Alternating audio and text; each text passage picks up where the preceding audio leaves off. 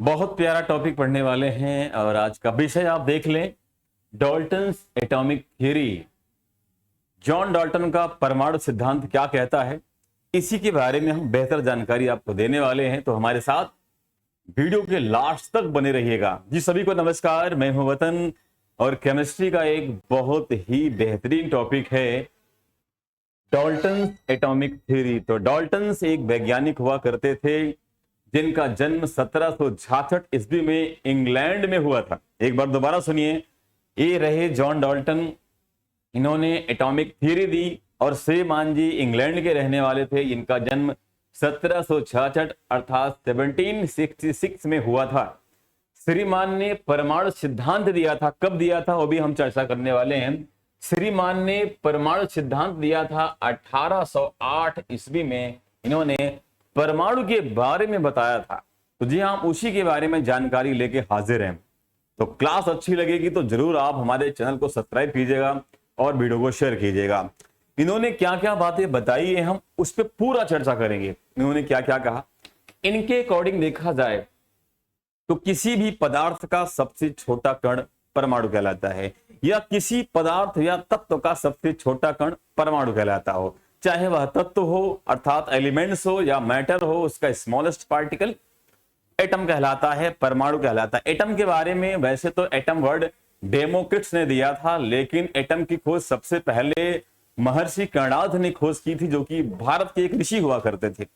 उसके बाद इन्होंने आधुनिक सिद्धांत दिया 1808 में। इन्होंने अपनी एक परिकल्पना दी। इनकी एक परिकल्पना थी, इनकी हाइपोथेटिक एक सोच थी कि किसी भी पदार्थ का सबसे छोटा कण परमाणु कहलाता है, या किसी तत्व का सबसे छोटा कण परमाणु कहलाता है। जी हाँ, इसी पे चर्चा करने वाले हैं, तो हमारे साथ बने रहिएगा। अब आपको दिखाते हैं इन्होंने क्या क्या बातें कही हैं, उन पे हम चर्चा करने वाले हैं, तो ध्यान से सुनिएगा। देखिए, जॉन डाल्टन का परमाणु सिद्धांत, जो कि मैंने अभी बताया कि 1808 में दिया था श्रीमान जी ने, ठीक है। और श्रीमान जी कहां के रहने वाले थे? इंग्लैंड के रहने वाले थे। 1766 में इनका जन्म हुआ था। इन्होंने क्या क्या परिकल्पनाएं दी, परिकल्पनाएं ध्यान से सुनिएगा। इन्होंने कहा सारा पदार्थ बहुत छोटे कणों से बना है जिन्हें परमाणु कहा जाता है। सारा पदार्थ का मतलब कुछ भी जो, अगर मैं नॉन लिविंग की बात करूं, अजीवित वस्तु की बात करूं, उसका निर्माण छोटे छोटे कणों से हुआ है, उस छोटे कण को परमाणु कहा जाता है।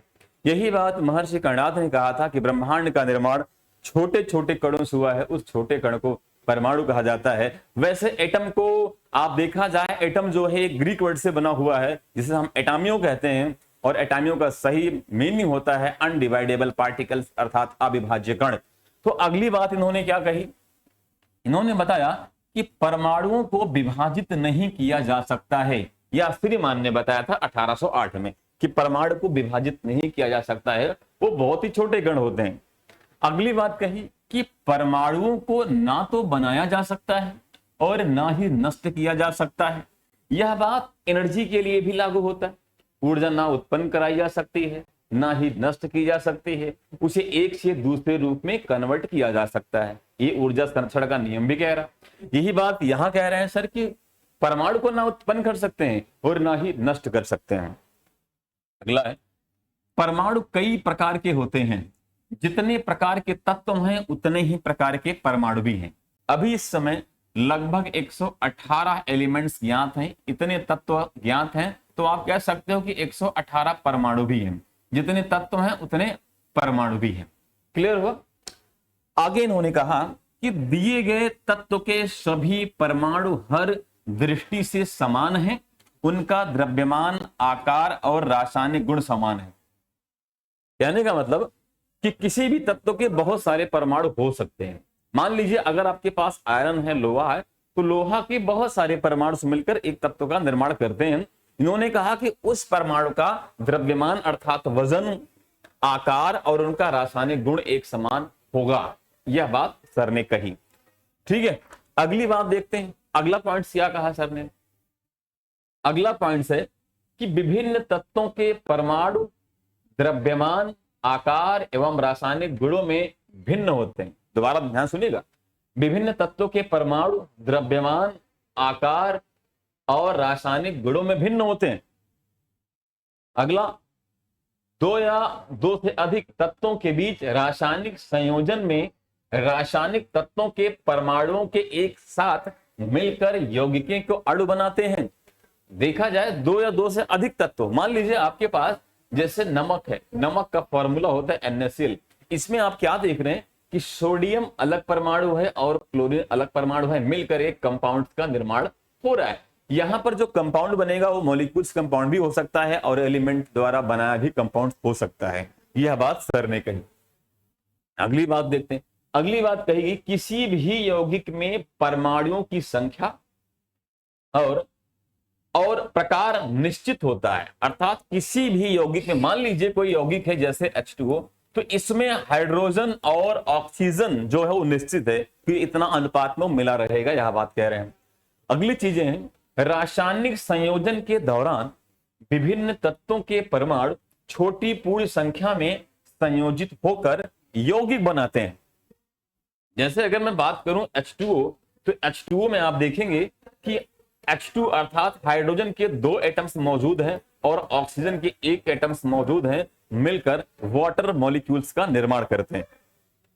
अगली बात कही जा रही है कि एक ही तत्व के परमाणु एक से अधिक अनुपात में संयोजित होकर एक से अधिक यौगिक बना सकते हैं। ये बात बिल्कुल सत्य है।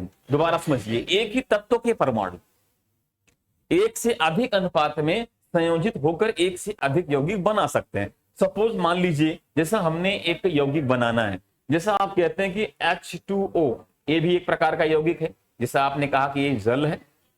अगला हमने क्या करा कि H2+O2, जिसे हम हाइड्रोजन परऑक्साइड कहते हैं, इसमें हाइड्रोजन का अनुपात तो ठीक है, लेकिन ऑक्सीजन का इसमें अनुपात अलग अलग हो जा रहा है। तो यहां पर आप देख रहे हैं कि एक ही तत्व के परमाणु अलग अलग अनुपात में मिलकर अलग अलग यौगिक का निर्माण करते हैं। यह बातें बिल्कुल सही कह रहे हैं सर। ठीक है, आगे हम बात करते हैं। अगला है कि यह साबित हो गया कि परमाणु अविभाज्य नहीं है। यह साबित हो गया कि परमाणु अविभाज्य नहीं है।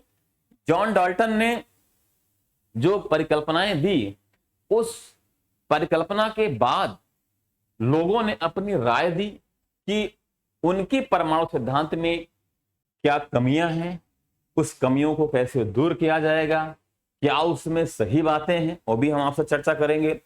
उन्होंने जो अभी तक बातें बताई आपने देखी, वो उनकी एक परिकल्पना थी, जो कि परिकल्पना के अकॉर्डिंग उन्होंने बात कही, लेकिन बाद में इस पे और रिसर्च किया गया तो कुछ बातें अलग से निकल के आई, जिसे हम आधुनिक परमाणु सिद्धांत के रूप में जानते हैं।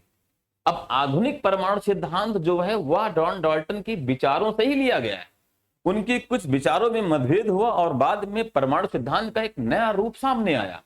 अब उन रूपों में जैसे पहली एक बात कही जा रही, जो कि आपके स्क्रीन पर दिख रही होगी, कह रहे हैं कि यह साबित हो गया है कि परमाणु अविभाज्य नहीं है। परमाणु अविभाज्य नहीं है क्योंकि परमाणु को इलेक्ट्रॉन, प्रोटॉन, न्यूट्रॉन में विभाजित किया जा सकता है। लेकिन याद रखें परमाणु सबसे छोटा कण है जो रासायनिक प्रक्रिया में भाग लेता है। जॉन डाल्टन ने कहा था कि परमाणु जो है वह विभाजित नहीं किया जा सकता है, वह बहुत ही छोटा कण होता है। लेकिन आज आधुनिक परमाणु सिद्धांत यह कहता है कि परमाणु को विभाजित किया जा सकता है। जैसे इलेक्ट्रॉन्स, प्रोटॉन्स उसके मेन पार्टिकल्स होते हैं, और यह भी कहा गया कि इलेक्ट्रॉन, प्रोटॉन और न्यूट्रॉन को भी विभाजित किया जा सकता है, उसके भी एंटी पार्टिकल्स मौजूद हैं। प्रोटीन, जैसे आपने न्यूट्रिनो सुना होगा, पॉजिट्रॉन सुना होगा, ये सब पार्टिकल्स से भी पार्टिकल्स हैं। लेकिन एक बात यहां होती है कि जो परमाणु होता है वह किसी भी रासायनिक अभिक्रिया में सम्मिलित होता है। एग्जाम्पल के तौर पे अगर आप यहां ले सकते हैं, जैसे मान लीजिए कार्बन प्लस ऑक्सीजन मिल के बना कार्बन डाइऑक्साइड, तो यहां पर जो कार्बन है यह परमाणु के रूप में, यह एटम के रूप में, तो जो कार्बन है एटम के रूप में है, वह किसी रासायनिक अभिक्रिया में शामिल है। लेकिन अभिक्रिया में शामिल होने के बावजूद भी वह विखंडित नहीं होता है, वह उसी रूप में रहता है। बस उसका नंबर्स बढ़ जाते हैं, नंबर्स घट जाते हैं, लेकिन उसका अस्तित्व नष्ट नहीं होता है। अगली बात हम करेंगे, दूसरी बात, कि डाल्टन परमाणु सिद्धांत के अनुसार किसी तत्व के परमाणु द्रव्यमान, आकार और कई अन्य रासायनिक या भौतिक गुणों में समान होते हैं।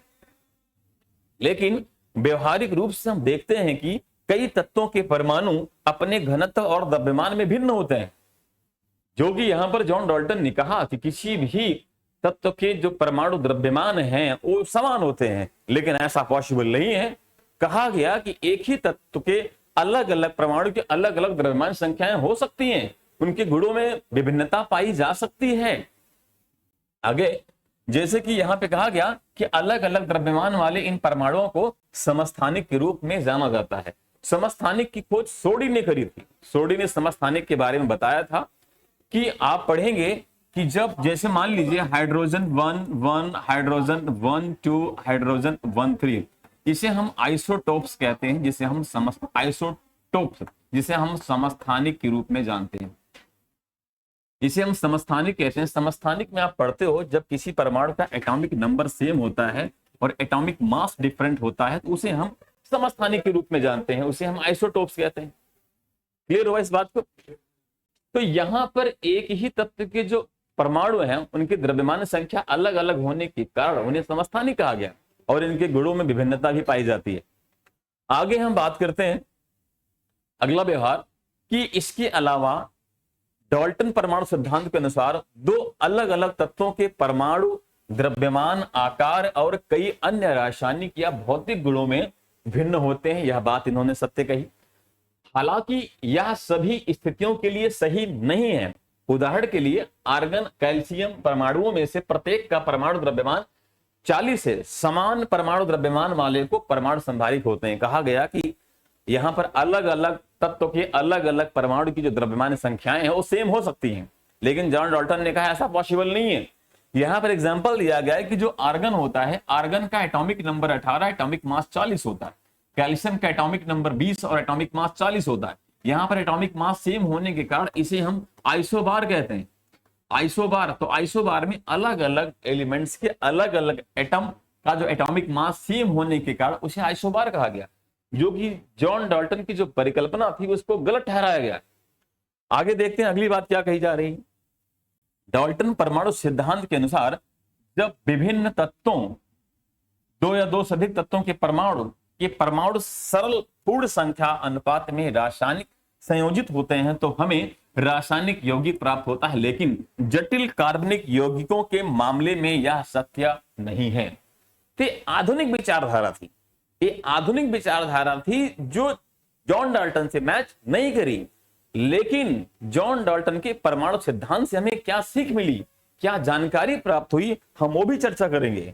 जो आधुनिकवादी जो विचारधाराएं हैं जो आज सत्यापित करती हैं कि परमाणु सिद्धांत का कुछ रूपरेखा अलग है, वो भी आपने देखा। और बातें देखते हैं कि और क्या विचारधाराएं अलग थी आज के आधुनिक परमाणु से। डाल्टन परमाणु सिद्धांत एलोट्रॉप्स के अस्तित्व की व्याख्या करने में विफल रहा। एलोट्रॉप की बात करें, जिसे हम बोलते हैं समरूपता।